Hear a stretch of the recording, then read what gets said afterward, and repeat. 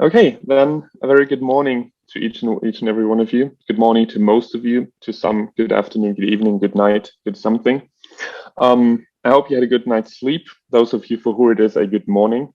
We're going to start the second day off with our first plenary talk. Our first plenary speaker is Professor Aslı Özyürek. She is a professor and principal investigator at the Donders Institute for Brain, Cognition and Behavior at Radboud University and the Max Planck Institute for Psycholinguistics, both in Nijmegen, the Netherlands, actually right next to each other, where she's also the director of the Multimodal Language and Cognition Lab. She got her PhD in both psychology and linguistics from the University of Chicago, and her research focuses on the role language plays as a dynamic, adaptive, and flexible system in human cognition and communication, focusing on a cross-linguistic and multimodal approach. So, for instance, the use of gesture by hearing communities and sign languages used by deaf communities. The format is going to be 75 minutes in total, subdivided in one way or another between talk and Q&A. For the Q&A, as always, you can either just type the letter Q in the chat, and then I will call you and ask you to ask your question directly, or you can type the question directly in the chat, and then I will read it out for you. Please try not to use the hand raising feature of Zoom, because then I have no way of knowing who came first and who joined in later. So I would like to be able to call people in order. And with that being said, today's talk is entitled Not Only the Past, but Also the Future of Language is Likely to be Multimodal. And please join me all in welcoming our speaker, Professor Aslı Özyürek. Okay, well, thank you very much for this introduction. And I would like to first thank everyone for being here in this early time from different time zones. And I know that teaching has started for many people. And I would also like to thank organizers for this invitation. And I have heard about Protolanguage, of course, and I always wanted to go to Protolanguage. So when I had this invitation, I was very happy. I would like to start with a caveat that I'm not an evolutionary linguist, and many of you here know more about evolution than I do, and I also haven't thought about proto-languages as much. But in this talk, I will try to express and brainstorm with you my view about what language is and what kind of implications this has for how we should think about language evolution. And mainly, as you will see from the talk, that I will be talking about a multimodal view of language and I'll tell you a little bit about what we know about multimodal nature of language in modern humans, in different languages, in signed and spoken languages, and about the acquisition and processing of language use in multimodal language. And based on these findings and assumptions, I will discuss with you how these can constrain or should constrain about how we think about language evolution. And I do hope that this can generate some discussion at the end.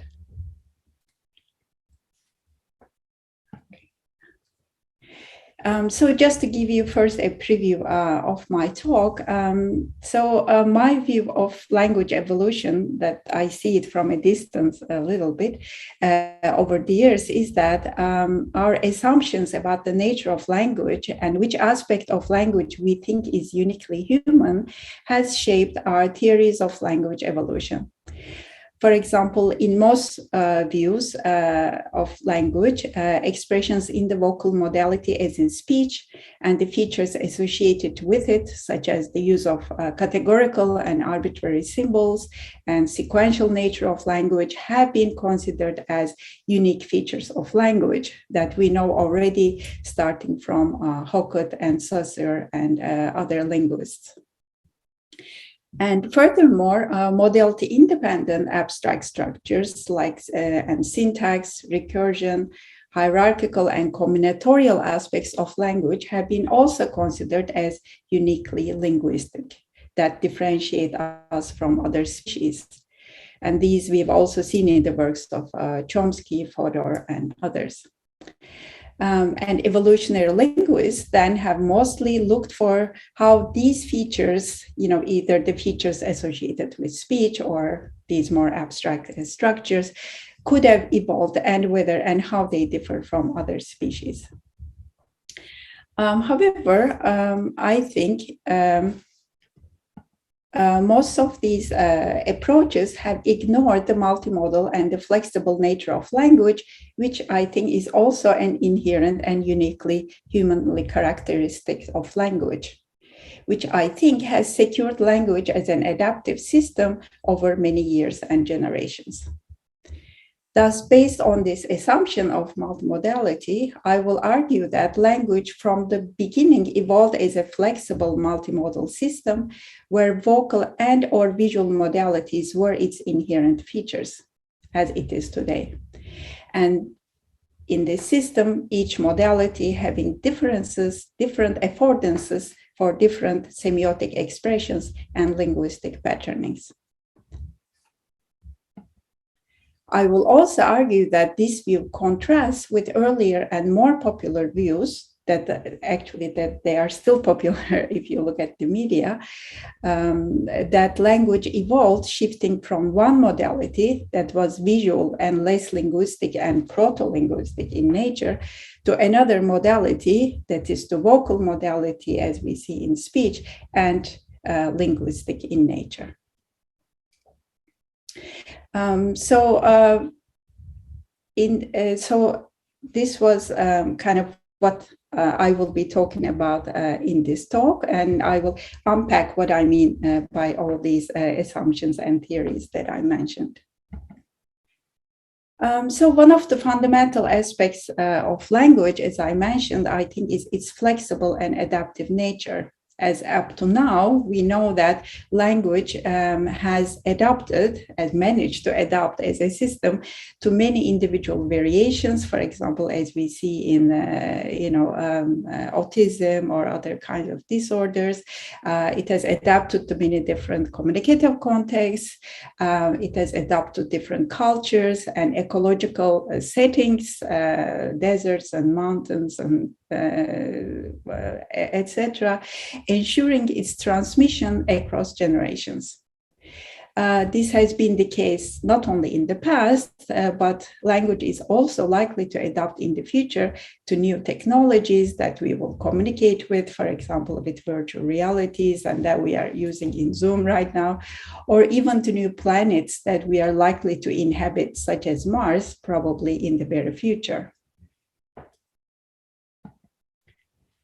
So I would like to claim that one of the features that has allowed language to be so adaptive over so many years is its multimodal expressivity, which is something that gets lost in the, about how we think of design features of language.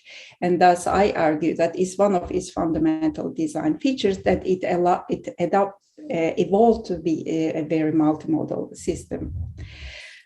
So we can use and transmit language, as we know from modern humans today. We can use and transmit language through many modalities, not only through speech and vocalization, but also with visible articulators such as lips, movements of the hands and the body, that I will talk mostly today, and eyes and facial expressions, as well as written language, print, and more with visual images and graphics. And in most cases, with a combination of all of these possibilities, for example, that we see in the case of adolescents using TikTok more and more, which allow people to combine many different modalities of language together, and also in very new and simultaneous ways. They could, for example, put an emoticon on top of a gesture, which is then pointing to a written speech and probably accompanied by some speech. So we still have to discover how language can be structured in these supramodal ways of digital communication.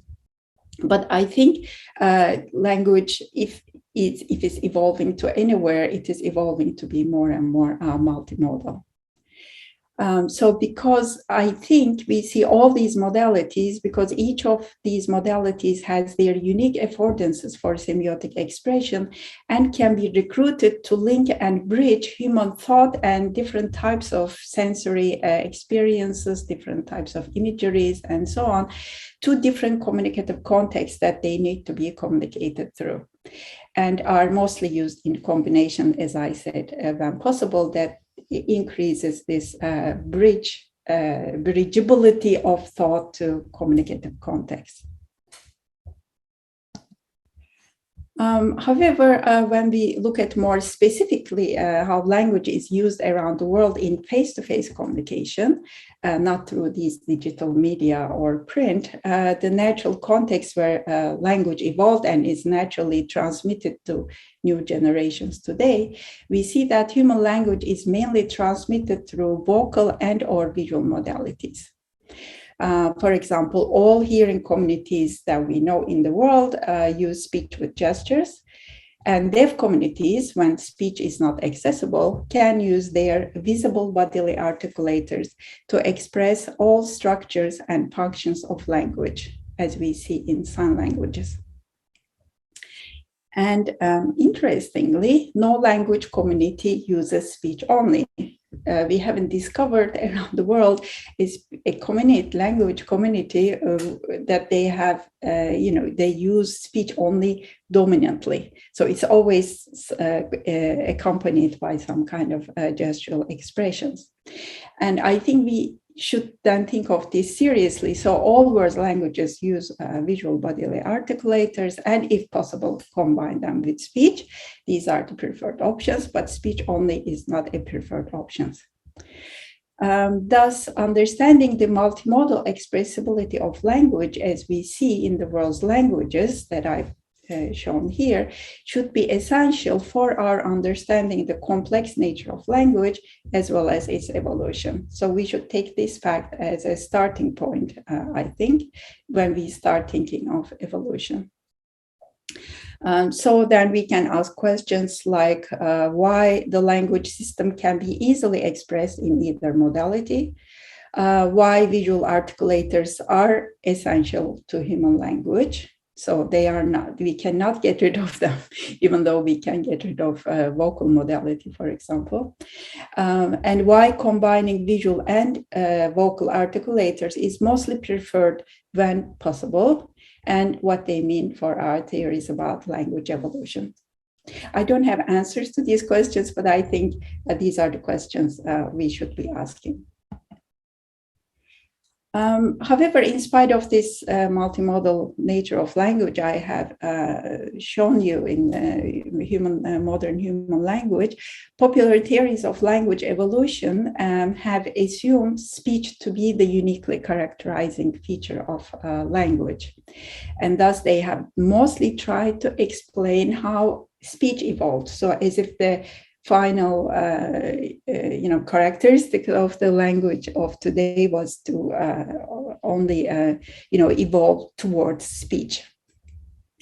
So many evolutionary theories, they have proposed a gesture to speech idea, which is also called the gestural origins of language, where gesture is considered to be the proto-language, and which has kind of boosted, have paved the way for speech, which is the linguistic one. For example, RBIP has, proposed an idea of proto-sign, proto-sign to be the first structure of language enhanced by mirror neurons, giving rise to proto-speech and then to speech. Corvallis has also been very famous for his gestural origins of language, thus speech theory. Language usually is associated with speech, or speech is associated with language. And Jekundov, even though he hasn't written so much about language evolution, in one paper is written in Cognitive Sciences, I believe he has claimed that holistic phrases like gestures don't have perceptual distinctions and are evolutionary fossils of a spoken language. So he has claimed that the gestures that we must use today are actually fossils from the proto-language, which was like a holistic one before, and which was then not linguistic. And Tomasello, in his 2008 Nature of Human Communication, has claimed that iconic and pointing gestures that are used phylogenetically and ontogenetically earlier give rise to verbs and nouns in speech. And in this book, and also like in my conversations with him when I asked him some questions in conferences, he has been very silent about whether and why iconic and pointing gestures are still used with verbs and nouns, and what functions then they serve in modern communication, because adults also use them, obviously. So I think, so these are really, I think these theories, they are not in the past, but they are, I think, still around. I mean, just to give an example, I just saw that Stefan had this logo for the Protolanguage 7, and then the evolving people. Then at the end, there was only a speech bubble, but I didn't see any hands. So I think still we think of language evolution towards speech. So what's common in all of these theories, I think that, as I said, they consider visual modality to be, the carriers of the proto-linguistic forms because of their features being holistic, iconic, and pointing, which are then considered to be not linguistic forms or not linguistic semiotic expressions or things that are outside of the language domain. So this is what I will argue against in my talk, because this view of gesture-first theories are not compatible with a multimodal view of language. Because in the multimodal view of language that I propose, iconic and indexical expressions of visual expressions in gesture as well as in sign languages are part of linguistic expressions, and we don't consider them as leftovers from proto-languages, or we don't consider them as simpler or less linguistic forms. They are just part of the language system proper. And as I said, gestures in this view are considered an integral part of language with speech in spoken languages, and sign languages are considered on a par with spoken languages with gestures. And I would like to say that these previous accounts of proto-language gesture as proto-language also cannot explain how expressions in the visual modality, especially the ones that are holistic, iconic, and pointing, led to those expressions in speech. So it's not clear to me how an iconic expression then, paved the way for an arbitrary symbol in speech. So they fall short of explaining to us how that link happened. And it's also hard to think of how sign languages are considered in relation to spoken languages in these accounts, because sign languages have more of these iconic and pointing expressions. Then does it make sign languages more proto-language than spoken languages, which also then doesn't fit to our theories about language in general. And there has been also some recent studies that try to explain emergence of sign languages, and they have also assumed that emergence of sign languages start from iconic signs, but then their goal is to end up with abstract and discrete categorical sign features, which then assume that the iconic features will be lost. And these, again, do not fit with the multimodal view that I will propose here today, which claim that again, iconic structures and pointing and holistic structures are also part of sign languages as well as they are part of spoken languages.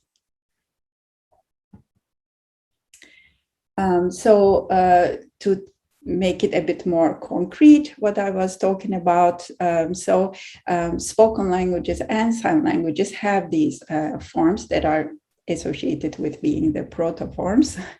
In spoken languages, people use pointing gestures to point to, of course, entities in the world around us, but they can also point to abstract spaces around, for example, when I'm talking about places or people in a narrative, I can point to abstract places or locations.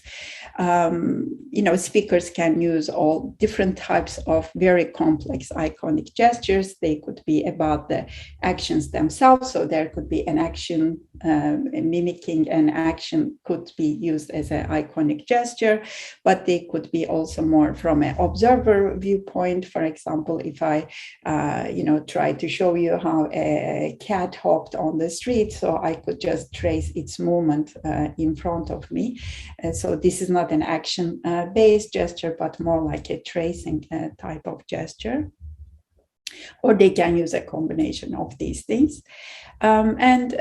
Gestures like sign languages allow the use of simultaneous articulators, which are unlike speech that is kind of mostly can be expressed sequentially. So people can use their different hands to refer to different reference at the same time. For example, if I'm trying to tell you how I pour coffee into a cup, one hand could be representing an action, the other hand could be representing the cup itself.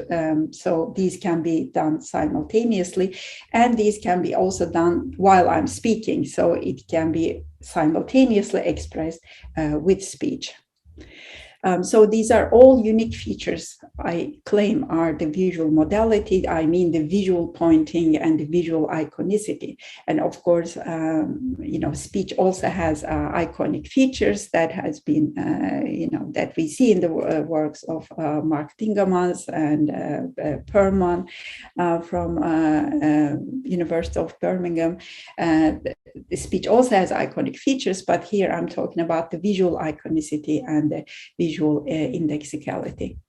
And of course, speakers, when they use these types of modality-specific semiotic expressions, they can combine them in very complex and subtle ways with the arbitrary categorical sequential expressions in speech. And I will claim that actually these combinations are very complex, and they together make up what we mean by language.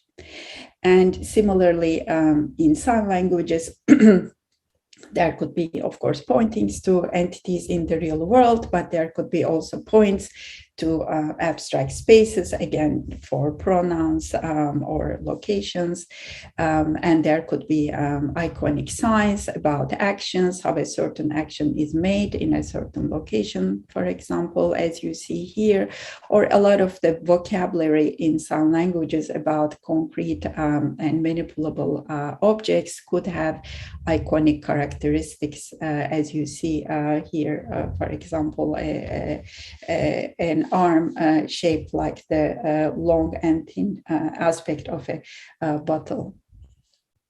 And sign languages use simultaneity, of course, a lot, much more than that we see in gestures, to express, for example, spatial relationships of two objects in relation to each other, or expressing different people's actions in relation to each other to take perspective, and in very syntactically complex ways.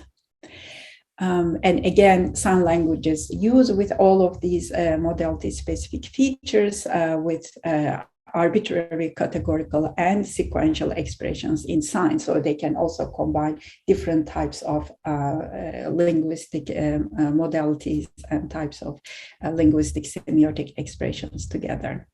So then spoken, if we think of it this way, then spoken and sign languages actually have similar features. But this is not to say that these features that are on the screen right now, they are more proto or they were the origins of language. So I think that why, a lot of research has considered these modality-specific expressions as non-linguistic, as proto, outside of the language system, has to do with views about the traditional approaches to language itself, so which then led to such theories of language evolution.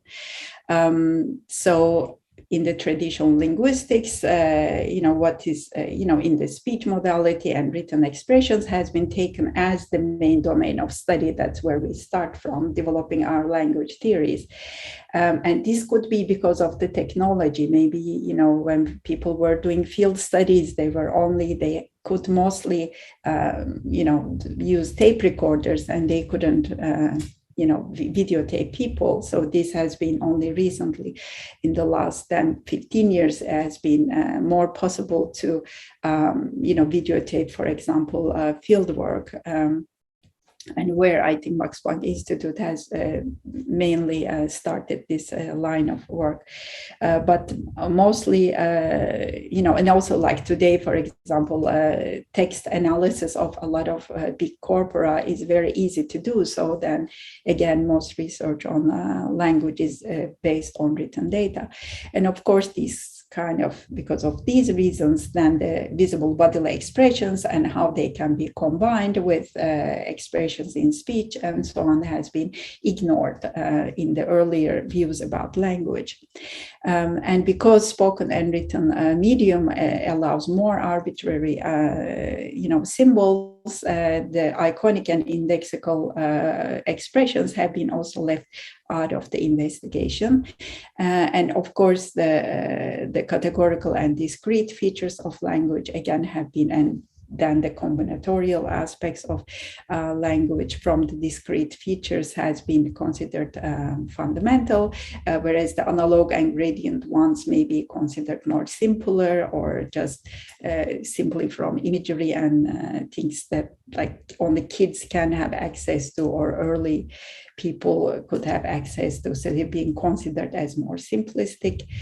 And again, there has been emphasis on looking at structures in the linear unit channel, but the simultaneity, how complex linguistic structures could come out when we look at simultaneously, for example, how and where gestures can accompany certain expressions in speech. And what does it mean to our understanding of syntax or other kinds of structures have not been yet investigated enough. So I think there are traditional approaches to language responsible for the types of language theories from gesture to speech I mentioned earlier. But in the multimodal view of language, both aspects of language and semiotic expressions, different types of semiotic expressions in both modalities should be considered, complementary to each other and integrated in very complex ways. And I think I would also like to claim that this kind of multimodal, multi-semiotic expressivity and combinatorialities of different semiotic expressions gives rise to a more adaptive system. So this complex semiotic system through different modalities actually allows in a better ways to bridge variations in cognition and or other kind of sensory abilities to different types of ecological communicative contexts that we need to communicate in. So then I would like to claim that it's the multimodal, but not the gestural origins of language view is more compatible with a multimodal view of language, where the language expressible in multiple modalities in very complex ways that we still need to actually discover what are the grammars of these multimodal systems are. They can bridge neurobiology and cognition, neurobiological and cognitive infrastructure of humans to the culturally and contextually grounded communicative context. And different languages probably do these in different ways as well, because of the flexibility of the system. So I think then starting from this assumption, when we think of evolution, we can say that a multimodal format from the beginning enabled an adaptive, flexible system to bridge optimally human neurocognition, learning constraints, and sensory experiences to culturally and contextually grounded communicative constraints. So this view, is not solely of mine, and in a recent philosophical transaction paper, Levinson and Holler has made this also a bit more concrete, and also this has been already proposed by Camden and McNeil, and we have done an experimental study to test this hypothesis that I will mention at the end of my talk. So then you could say, what is the evidence for this multimodal view of language, where I am claiming that modality-specific expressions like iconic and indexical gestures and signs are an integral part of language structure, use, processing, and acquisition. So at the remainder of the talk, I will provide you evidence from modern humans and across different sign and spoken languages that this is the case. And later I will go into some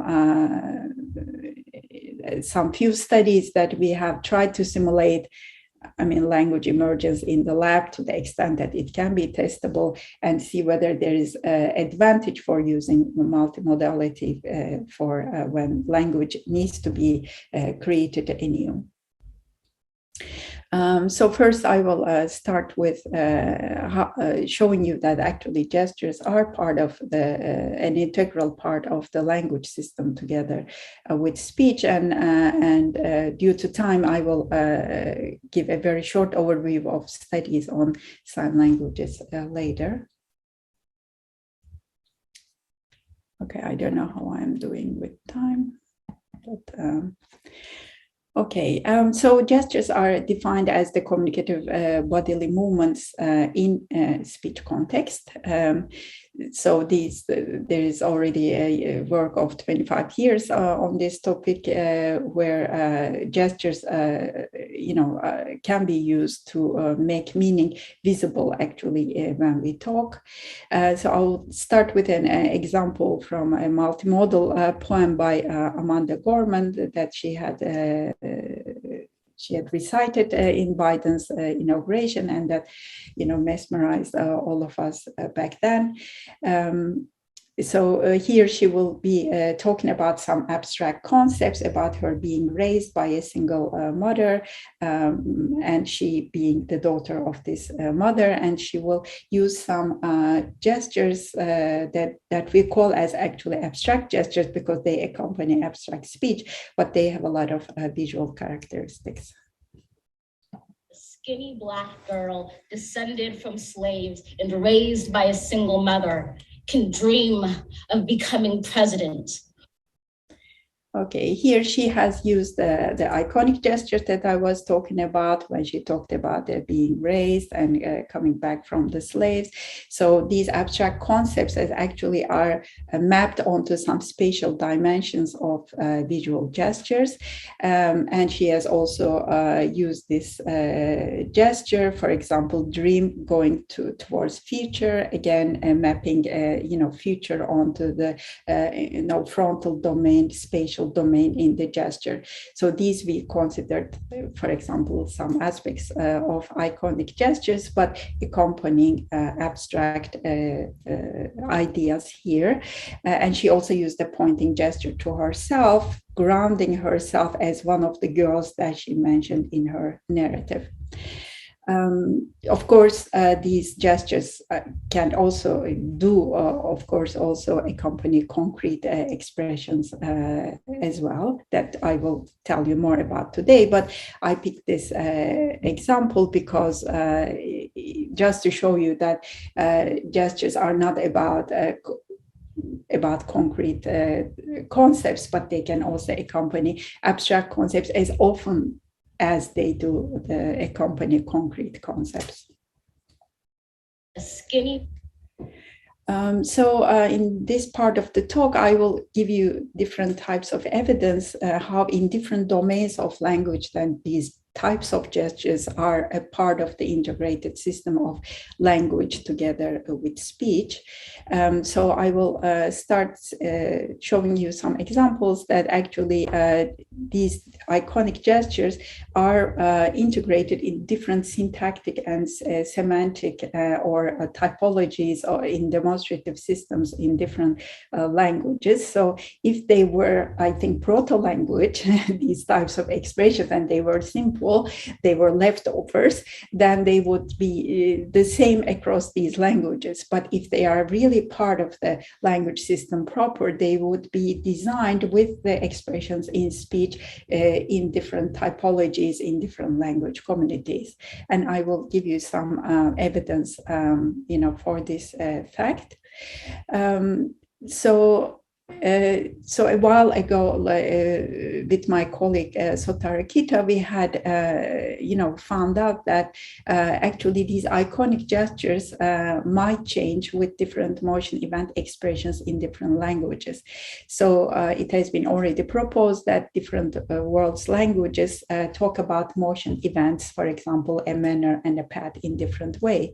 Either they could be satellite frame manner languages or verb framed path languages.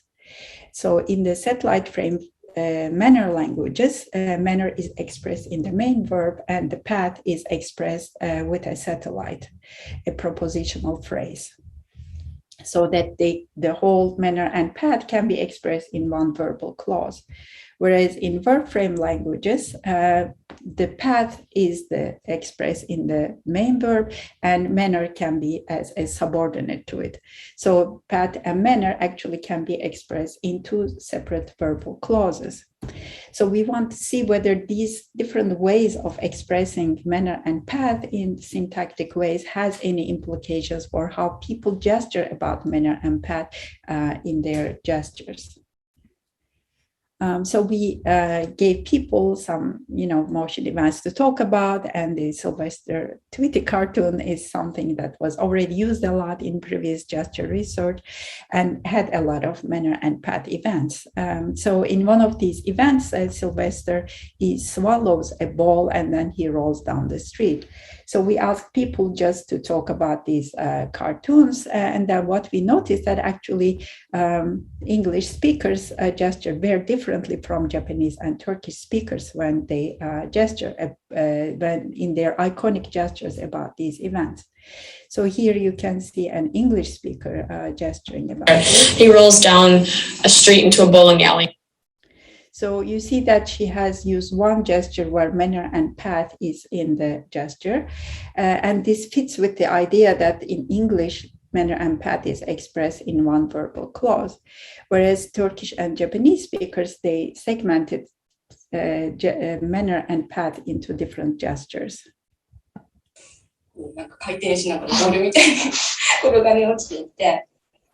Okay, and we can see a similar pattern for Turkish speakers.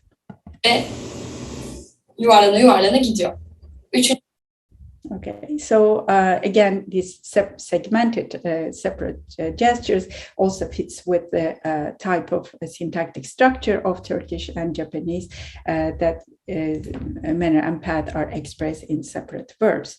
So from these other some studies that we have done on these variations in different languages with different stimuli, we have come to the conclusion that iconic gesture actually can be shaped by what can be expressed in one verbal clausal unit. So this makes it kind of the gestures being an integrated syntactic part of the language structures. So iconic gestures can vary not only with syntactic variations, but they can also vary with semantic variations in the lexicons of different languages. One of these areas in the area of time, and again, this is a non-spatial and abstract domain.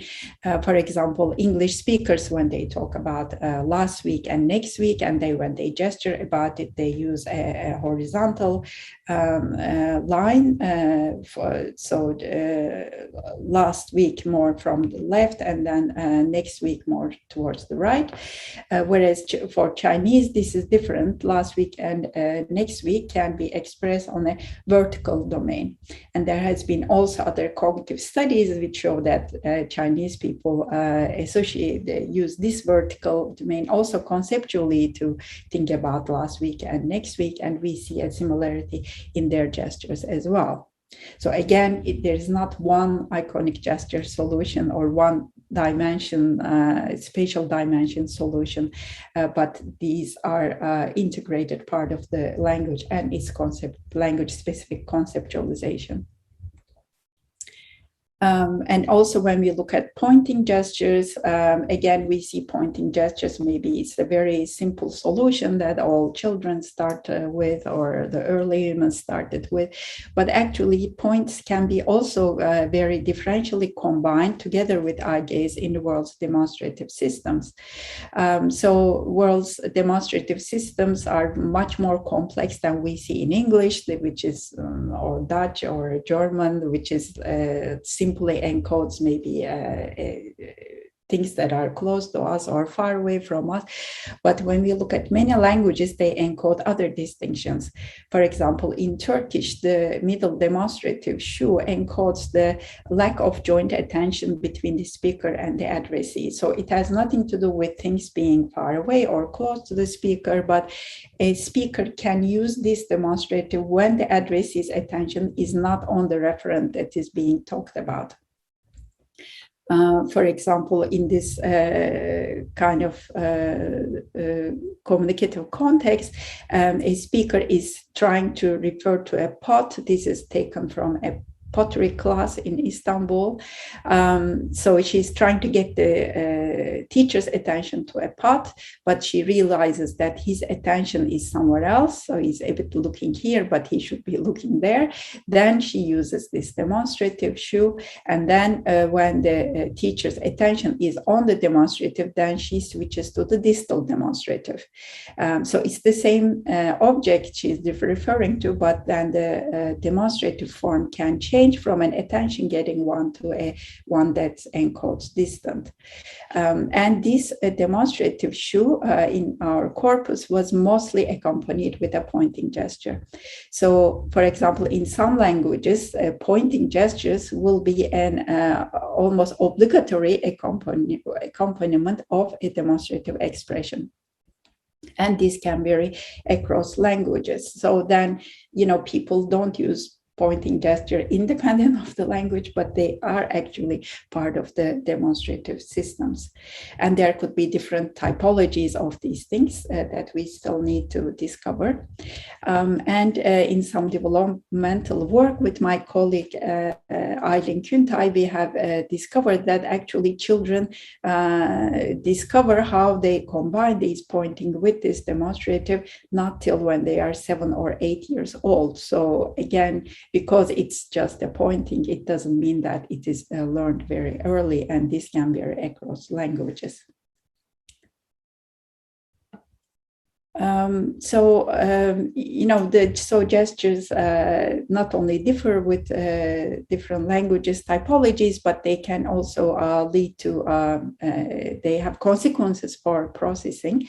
So they are people, when they see speech and gesture, they combine them in their message processing together, and they use similar brain areas when they see speech and gesture, pointing to the fact that speech and gesture recruit similar brain areas.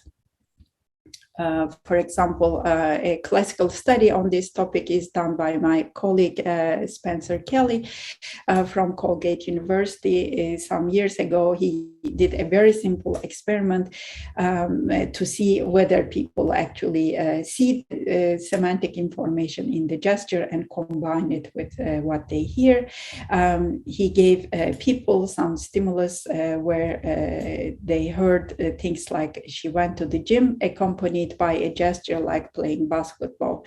So in this speech, there was nothing about basketball, but this play basketball gesture was only in the gesture. Later, these subjects were asked to write what they heard. It was a recall task, but they were not told anything about the gesture. Actually, they were told to write what they heard. But when they looked at what they had written, they had actually incorporated this information from the gesture that was not in the speech in their writing. And actually, when they were later probed, they didn't remember whether they had seen the gesture or they had heard this word basketball. So this simple experiments show that actually people combine information from different modalities and integrate them during comprehension. And again, there has been a lot of follow-up studies that shows the evidence for this fact.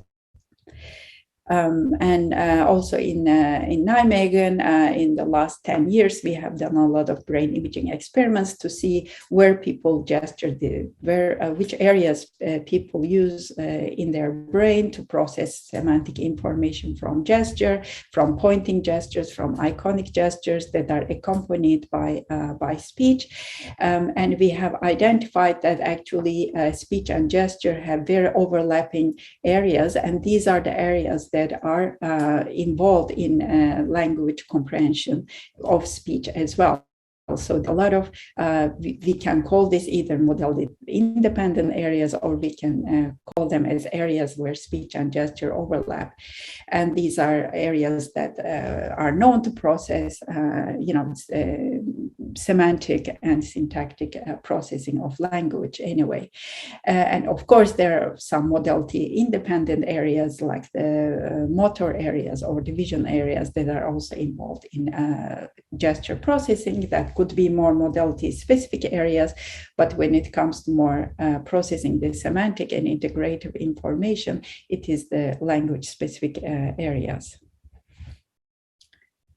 And another aspect of gestures is that they are again not maybe leftovers because they have to be there, but actually they contribute. They are sensitive to the needs of the communication. So they are modulated for addressees, and their size and their intensity, or the fact that they are used, can be dependent on the on addressees' needs in the communication. And this is a feature of spoken language and speech as well, that people use their speech according to like common ground assumptions and the address, what is new and what's old for the addressee. And we see similar characteristics in gestures as well. So to test this, we have actually asked Italian speakers in Sicily to explain how to make coffee in different addressee conditions. And these are action-based gestures, and they might not necessarily need to be changed for needs of addressees, but we wanted to see whether people use more iconic gestures to describe actions when they imagine different addressees. So we asked people to describe how to make coffee, the Italian style, cafetera, to an adult who they assume that already knows how to make coffee, or to a child where they think that a child of 12-year-old doesn't know how to make coffee the Italian style. So what we found, and actually there were no real adults and children on the other side, but they had to imagine that there's an adult or a child. So even they were imagining, we found that actually they used more iconic gestures when they thought they were talking to a child. So there was an increase in the rate of iconic gesture per word. The gestures were bigger in the child condition, and more use of hands, simultaneous use of hands were found in the child condition. So here I would like to give you an example when he talks about like when the coffee, the bottom part boils and the coffee goes up. So this is the part he's talking about. So when he thinks he's talking to an adult, he doesn't use an iconic gesture, but he just uses a more pragmatic gesture like, oh, we know this anyway. So this is how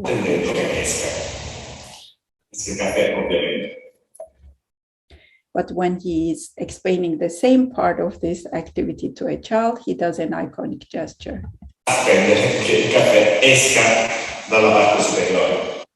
Okay, so I think I like these examples a lot because it shows that the iconic gestures actually are part of the communicative intent of producing a communicative message as it is in speech.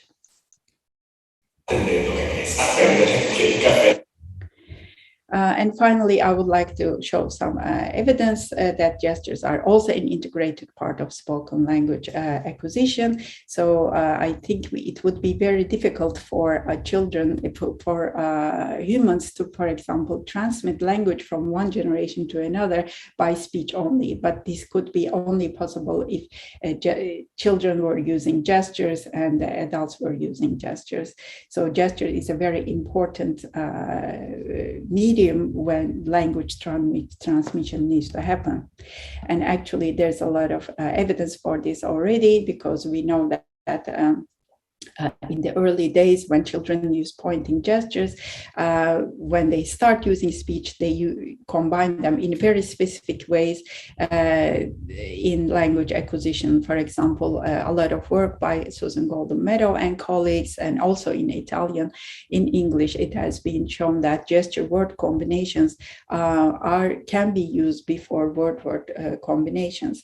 And these gesture word combinations actually are used in such a way that they fill in different slots of the arguments. For example, a kid can point to a muffin and say eat, and then later they could say eat muffin. So the pointing gestures actually are informed about the syntax of the linguistic structures in the spoken modality. So they are not just pointing independent of the linguistic structures. And when we look at pointing iconic gestures on which much fewer studies have been done, so there's already the finding that iconic gestures emerge in children's repertoire when they start learning verbs. So their timing is very tied to the acquisition of verbs, which again shows that, unlike what Tomasello is saying, that it's not an earlier, easier option, but it appears when verbs emerge. And we have shown with my colleagues, Reyhan Furman and Aylin Küntay, by looking at the corpus of Turkish acquisition, is that iconic gestures actually can appear earlier in some languages than others. As in this case, it was Turkish, because in Turkish verbs are learned slightly earlier than, for example, in English. And we have found very early use emergence of iconic gestures in line with this cross-linguistic pattern. So again, the point being that their pointing and iconic gestures are part of the language acquisition process. So then not only in spoken languages, these iconic and pointing gestures are part of the language proper, but they are also the case in sign languages. And of course, in the sign language research over the years, there has been there has been some resistance again to accept these types of expressions as part of the language, and they have been sometimes debated as they are the gestural part of sign language or not. But to be in line, like in this multimodal view of language that I'm proposing, these types of pointing and iconic expressions serve similar functions, and they are part of the language system as they are in the spoken language. So there has been, again, similar evidences for this claim. So there are iconic expressions in sign languages, for example, in the domain of expressing space, when something is on top of something or next to something, or there's a lot of iconicity in the lexicon. But these, again, show a lot of linguistic variation, and there can be different typologies of these iconic expressions. So again, there's not one iconic solution for these things. For example, signs about a toothbrush could be either as if you are brushing your teeth, so it could be an action-based, or it could be more like an entity-based word. They are both iconic, but they have different strategies. So Pedden et al. Has shown that while some languages would prefer an entity version of these types of iconic lexicon, some others would prefer the action one, or some languages will prefer both. And so they have been discovering new typologies of these iconic expressions. Also in our work, we have shown that these iconic signs are actually part of the language processing system itself, so that iconic signs actually guide visual attention to objects for message preparation for signing, as has been found for speaking. So they are then processed in similar ways, like in language processing for production. We have also found that the use of iconic signs and simultaneous ones especially enable communicative efficiency in signers. For example, we have shown in our work with Italian Sign Language by Anita Slonimska and Olga Kopirci that the more signers has to express more compact information, the more information they need to express, the more iconic structures and simultaneous structures that they use. So actually, the more complex the message is, then the more there is iconicity, instead of iconicity being an index of simplicity. And there has been a lot of work by the work we have done with Beyza Sümer and Gerardo Ortega in Turkish Sign Language, that some types of, in sign languages, these different types of iconic expressions can be used to facilitate language learning. For example, the action-based signs can precede the more entity-based signs. For example, we have found that in sign language acquisition, these kind of action-based signs for objects precede the acquisition of more entity-based signs. So these variations in the semiotic in the iconic expressions, their semiotic variation actually allow the system to be transmitted to new generations in more efficient ways. Finally, these kind of different iconic and pointing expressions afforded by the visual modality actually can provide stepping stones in sign language emergence. In the world, we know that there are a lot of places in the world where deaf communities might end up being together, but not having access to a sign language that is transmitted to them by an earlier generation. So then how does a new sign language emerge in these situations? So what are the raw materials? So I think here the affordances of visual modality for iconic expression and indexicality can provide a secure starting point for new languages to emerge. And there has been evidence actually showing that some new young sign languages start with some of these action-based, bodily-based iconic expressions through which it can give a start to language. So just to give you an example of this, for example, in Yucatec Sign Language, a big knife that is used to cut, grass or some kind of big bushes, the sign for it combines an action-based signs, for example, a sign for action-based sign for chopping, combined with a size expression. So these two signs actually with an action-based representation, combining a size and shape representation, can be used as a compound, as a label for this object. And actually also for this Albeit sign language, another emerging sign language, it has been also reported that these kind of combinations of an action-based sign with a size and shape indicator can be used to differentiate actions from objects or to differentiate verbs from nouns.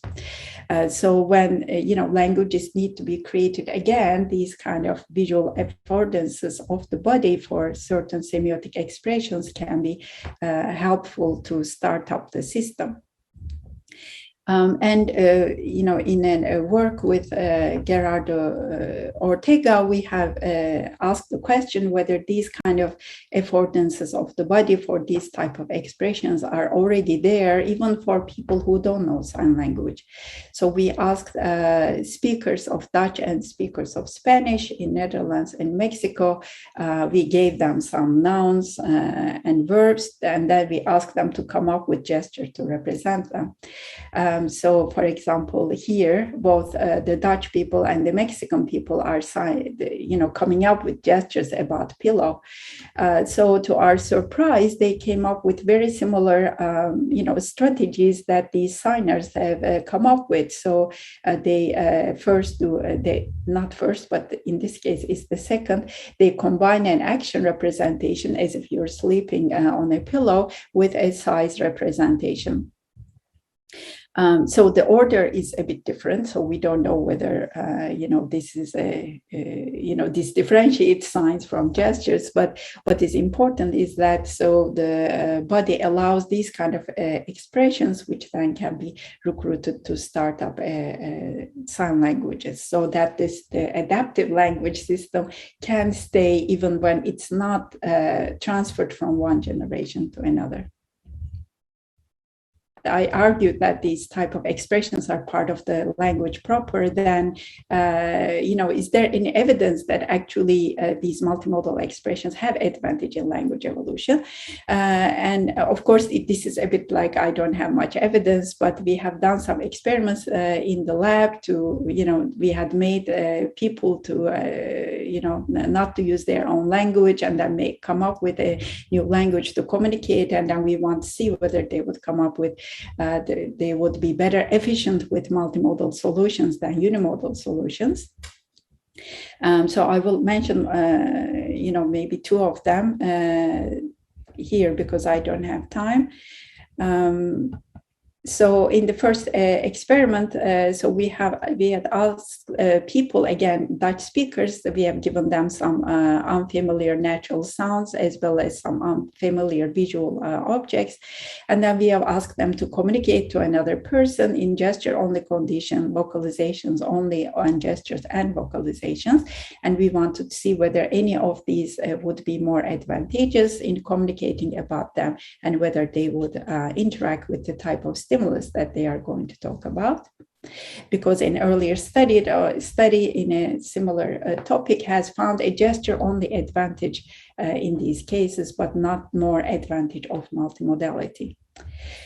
So we looked for the accuracy of these communications in different conditions. In terms of accuracy, everything was actually ceiling, and we didn't find a difference between any of these conditions.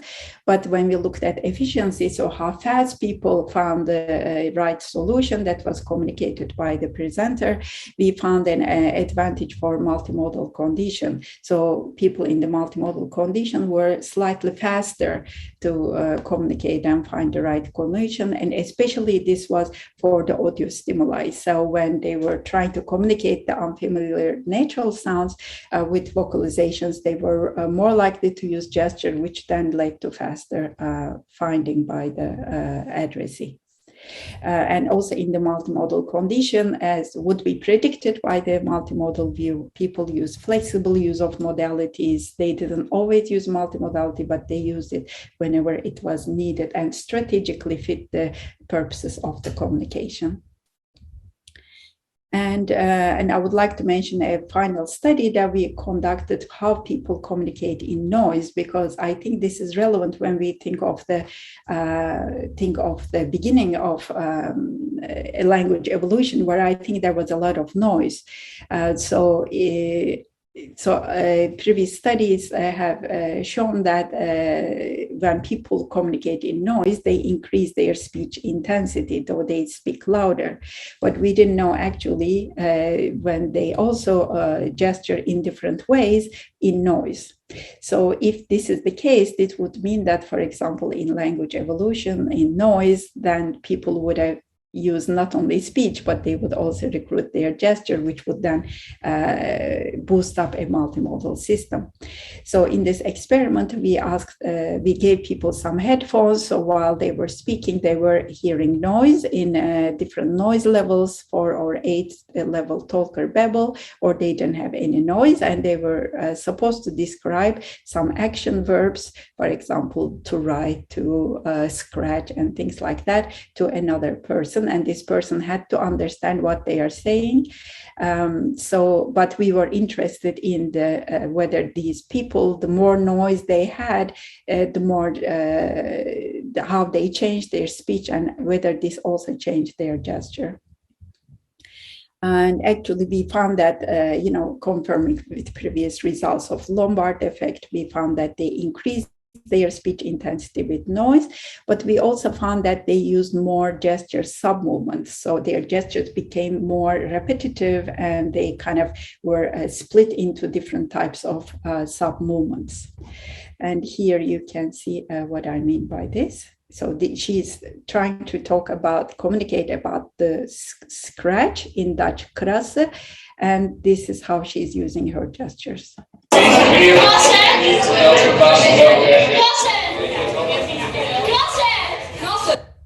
Okay, so this is of course a utopic situation to think that how people would communicate in noise during language evolution, but I think this tells us that they would need to use both modalities and change its properties to communicate. Okay. So then finally, I would like to say that not only I think multimodal type of language was was a part of language evolution in the past, but I think language is likely to remain multimodal, or maybe even become more multimodal in the future, because with the new technologies or the communication patterns that we see changing in human communication. For example, due to now Corona, we have to walk around with masks, so then there will be some audio degradation. There will not be seeing the visible lips as much. So in this sense, I expect the increase in the use of gestures. So we could be, to survive, and the language to survive, we will be moving maybe towards more multimodal communication. And also, as we see today, we are more not communicating face-to-face, but through digital interactions. But of course, this technology is also moving towards ways that to make technology more multimodal, because we know that now we are trying to teach, we're trying to transmit much more knowledge, we're trying to give decisions together. So we know that we cannot do doing speech alone. So technology is moving towards so that we could use the visual modalities much more. And this might, in fact, increase the use of multimodality as well. And actually, in a new Scientific American article, Skyer, a deaf researcher, he has done a study, has shown that signers, deaf people using sign language through Zoom, they are more likely to use chat. So they are actually, when possible, combining other modalities with sign to enhance the communication. So again, these technologies might increase multimodality.